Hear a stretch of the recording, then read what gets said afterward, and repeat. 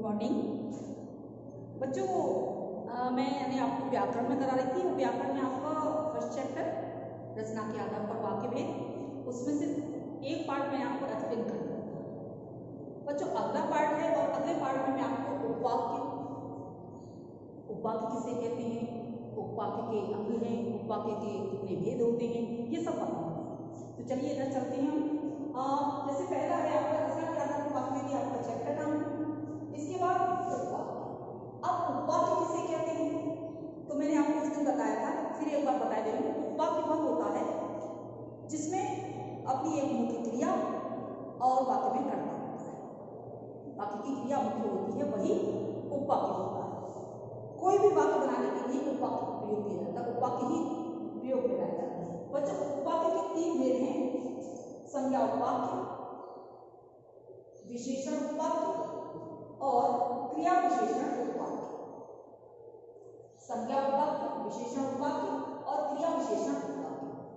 क्रिया विशेषण उपवाक्य के लिए हम बताते हैं कि आपको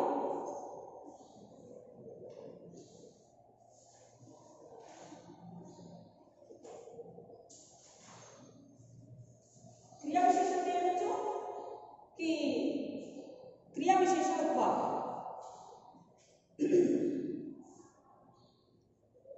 सबसे पहले आता है आपका संज्ञा उपवाक्य।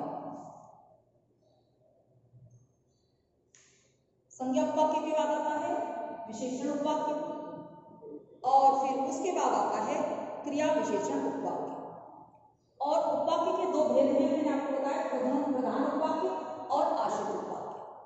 प्रधान उपवाक्य वह उपवाक्य होता है जिसकी क्रिया मुख्य होती है, जो क्रिया वाक्य के अंत में रहेगी वही उपवाक्य प्रधान उपवाक्य होगा।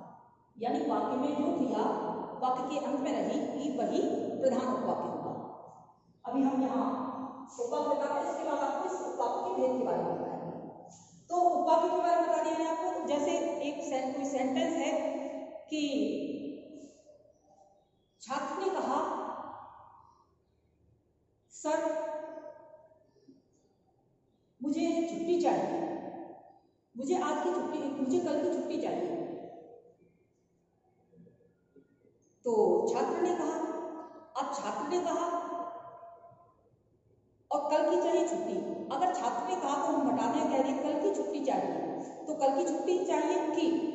अब इसमें आया से जोड़ने के लिए हमने की निपात का प्रयोग किया, और की निपात का प्रयोग करने के लिए यदि हम इसमें की का प्रयोग करने के साथ साथ छात्र ने कहा को अंडरलाइन कर देंगे कि कल मुझे छुट्टी चाहिए।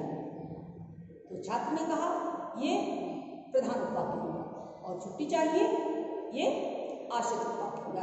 जो रेखांकित उपवाक्य होगा, जो मुख्य उपवाक्य होगा आपका, प्रधान उपवाक्य होगा, वो होगा आपका छात्र ने कहा। ओके। इसके बाद अगला आता है बच्चों आश्रित उपवाक्य। आश्रित उपवाक्य की पहचान हम कैसे करेंगे? आश्रित उपवाक्यों का जो आरंभ होता है, आश्रित वाक्यों का आरंभ में समुच्चय बोधक चिन्हों का प्रयोग किया जाता है, समुच्चय बोधक अव्यय का प्रयोग किया जाता है। समुच्चय बोधक जो अव्यय चिन्ह होते हैं उसमें वो आश्रित वाक्य के शुरू में आते हैं। जैसे जो आश्रित, ये जो आपके समुच्चय बोधक चिन्ह है, जिसने जो की, जिसके की, जैसा की, वही, वह इत्यादि ये समुच्चय बोधक चिन्ह प्रयोग में आते हैं जब आश्रित वाक्य शुरू होता है। जैसे यह वही लड़का है जो उस दिन मेरी साइकिल से टकराने से बचा था। यानी यह वही लड़का है, अब यह आया और वही लड़का है, दोनों समुच्चय बोधक है, अतः यहां ये आश्रित उपवाक्य है। अगला है, अच्छा एक बात और, आश्रित उपवाक्य आरंभ में भी आ सकते हैं, मध्य में भी आ सकते हैं और अंत में भी आ सकते हैं। आश्रित उपवाक्य किसी भी वाक्य के आरंभ में, मध्य में अथवा अंत में, तीनों में से, तीनों ही जगह से कहीं भी आ सकते हैं। ऐसा जरूरी नहीं कि वो आरंभ में ही हो या मध्य में ही हो या अंत में हो। अब चलते हैं बच्चों उपवाक्य की, ये संज्ञा उपवाक्य किसे कहते हैं? संज्ञा उपवाक्य किसे कहते हैं?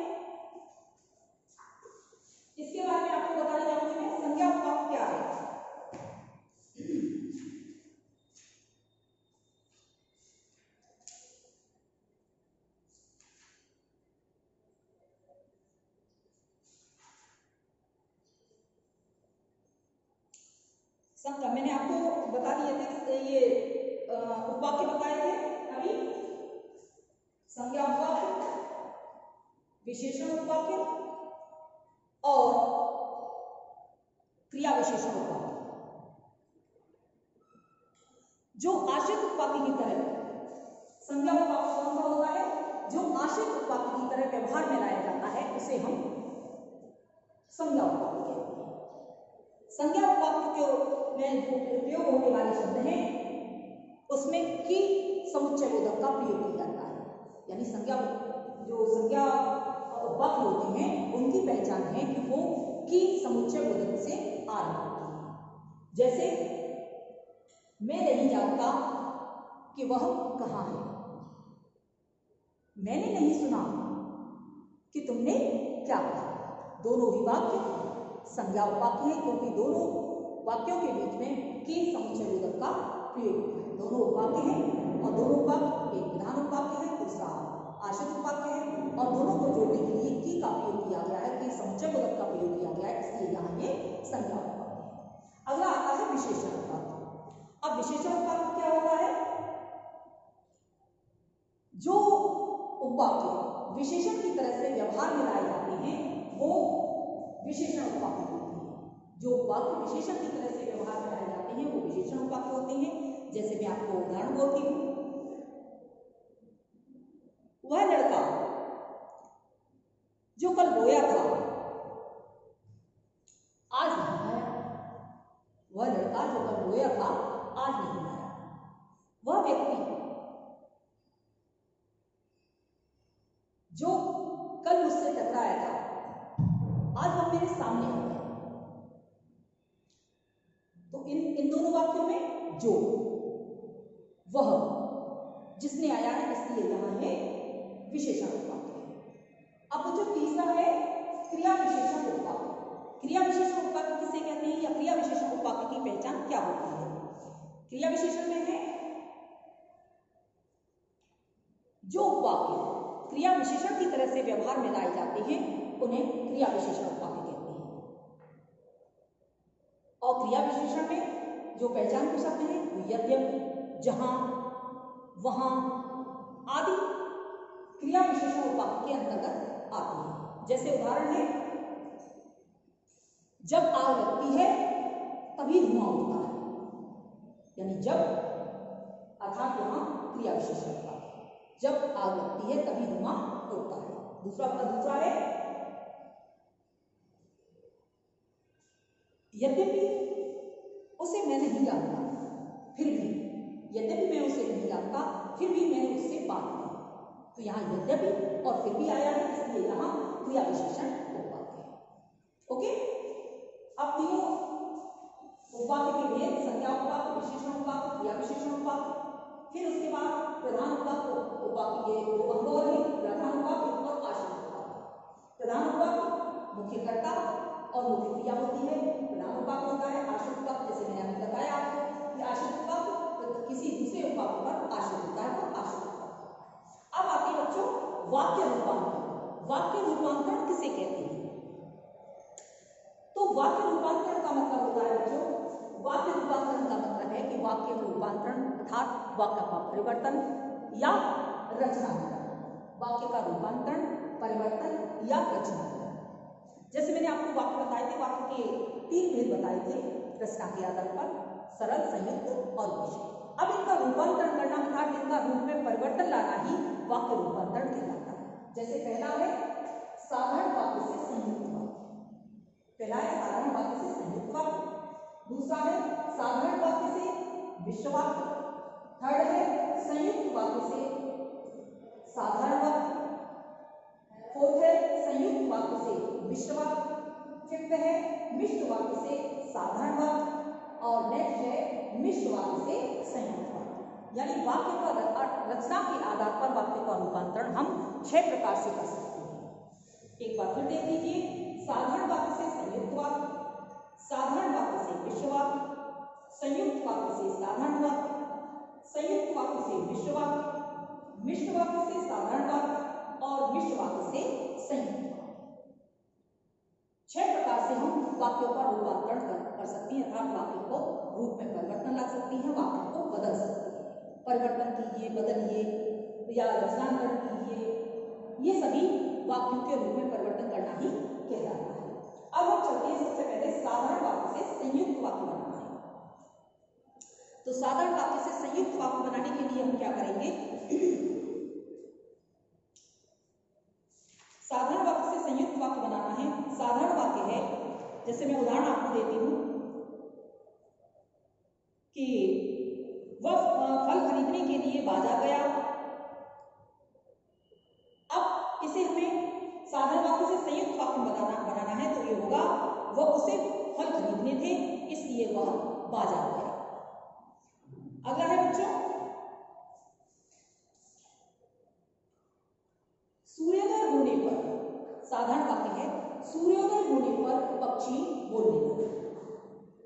अब इसे हमें संयुक्त वाक्य में बदलना है, तो इसका बोलेंगे कि सूर्योदय हुआ और पक्षी बोलने लगे, अर्थात सूर्योदय हुआ और पक्षी बोलने लगे। ओके, समझ आ गया? अब आता है तीसरा है साधारण वाक्य से मिश्र वाक्य बनाना है। साधारण वाक्य से मिश्र वाक्य बदलने के लिए मिश्र वाक्य कौन सा वाक्य होता है? जिसमें जो, जहां, जिसने आदि समुच्चय पदों का प्रयोग किया। अब साधारण वाक्य से मिश्र वाक्य में बदलना है। मैं सेंटेंस बोलती हूँ, ध्यान से सुनिए आप। स्वावलंबी व्यक्ति सदा सुखी रहते हैं। स्वावलंबी व्यक्ति सदा सुखी रहते हैं। अब इसे मिश्र वाक्य में बदलना है, तो जो व्यक्ति स्वावलंबी होते हैं वो सदा सुखी रहते हैं। जो व्यक्ति स्वावलंबी होते हैं वे सदा सुखी रहते हैं। अगला सेंटेंस है, अगला उदाहरण है, वह जूते खरीदने के लिए बाजार गया। अब इसका मिश्र वाक्य में बदलना है, उसे जूते खरीदने थे इसलिए वह बाजार गया। वह इसलिए बाजार गया, अब उसे जूते खरीदने थे वह इसलिए वह बाजार गया, तो ये तो संयुक्त हो गया। हमें बनाना है मिश्र में, क्योंकि उसे जूते खरीदने थे इसलिए वह बाजार गया, तो ये हो गया हमारा मिश्र वाक्य। अगला चलते हैं बच्चों, अगला है संयुक्त वाक्य से साधारण वाक्य। अब संयुक्त वाक्य से साधारण वाक्य में बदलना है आपको, तो संयुक्त वाक्य है कि अध्यापक बाहर गए और बच्चे शोर करने लगे। अब इसका साधारण वाक्य बनाना है, अध्यापक के बाहर जाते ही बच्चे शोर मचाने लगे। अगला उदाहरण है इसका, मीरा गा रही है और नाच रही है, तो इसका हम साधारण वाक्य बनाएंगे, मीरा गा और नाच रही है। ओके, अगला चलता है संयुक्त वाक्य से मिश्र वाक्य। अब संयुक्त वाक्य से मिश्र वाक्य बनाने के लिए क्या करना है हमें? जैसे संयुक्त वाक्य बोल दिया हमने, आपने कठिन परिश्रम किया और सफलता प्राप्त की। अब इसका हमें मिश्र वाक्य में बदलना है, आप इसलिए सफल हो गए क्योंकि आपने कठिन परिश्रम किया।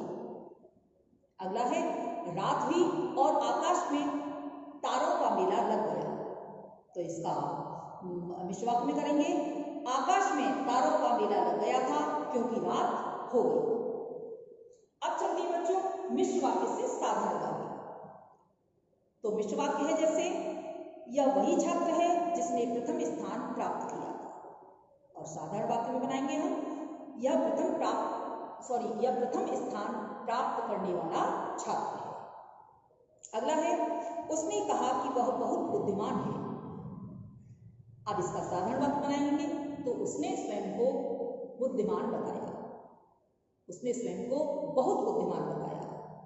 अब चलते हैं बच्चों मिश्र वाक्य से संयुक्त वाक्य। अब मिश्र वाक्य से संयुक्त वाक्य बनाने के लिए फिर मैं सेंटेंस बोलती हूँ, आप उदाहरण देखिए, जो व्यक्ति धनी है वह हर चीज खरीद सकता है, यह है मिश्र वाक्य। अब इसे संयुक्त में बनाना है, वह धनी है इसलिए वह हर चीज खरीद सकता है। अगला उदाहरण है, सुबह पहली बस पकड़ो ताकि शाम तक लौट आओ। अब इसका संयुक्त वाक्य में बदलना है, सुबह पहली बस पकड़ो और शाम तक वापस लौट आओ। अगला है, जिस भाषा में शकुंतला ने श्लोक रचा था वह अपढ़ों की भाषा थी, अपढ़ों बिना पढ़े। अब इसका संयुक्त में बदलना है, शकुंतला ने श्लोक रचा था और उसकी भाषा अपढ़ों की भाषा थी। ओके बच्चों, अब जैसे मैंने आपको ये उदाहरण कराए थे, इनके बारे में बता दिया। चैप्टर की रीडिंग एक्सप्लेन कंप्लीट है, इतना ही है। अब मैं आपको नेक्स्ट वीडियो में कुछ एग्जाम्पल दूंगी, वो एग्जाम्पल आपको परिवर्तित करनी है, लिखनी है। जैसे किस प्रकार के इन वाक्यों में रूप परिवर्तन करना है, वो आपको कराना है। Okay, thank you.